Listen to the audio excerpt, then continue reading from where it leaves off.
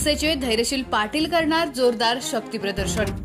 पाहुयात सविस्तर वृत्त। सातारा लोकसभा मतदारसंघाचे महायुतीचे उमेदवार आणि छत्रपती शिवाजी महाराज यांचे थेट वंशज श्रीमंत उदयनराजे भोसले यांच्या प्रचारार्थ कराड येथे पंतप्रधान नरेंद्र मोदी यांची जाहीर सभा होत आहे।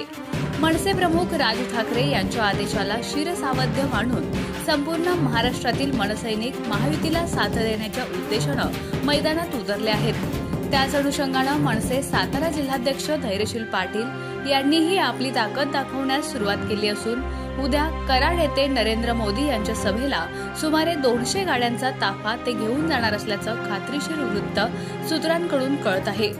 मूळचे मानखटाव विधानसभा मतदारसंघातील असणारे धैर्यशील पाटील यांनी आपली ताकद दाखवायला सुरुवात केली असून सातारा लोकसभेसाठी ते 200 गाड्या नेण्याची तयारी त्यांनी सुरू केल्याची माहिती मिळत आहे।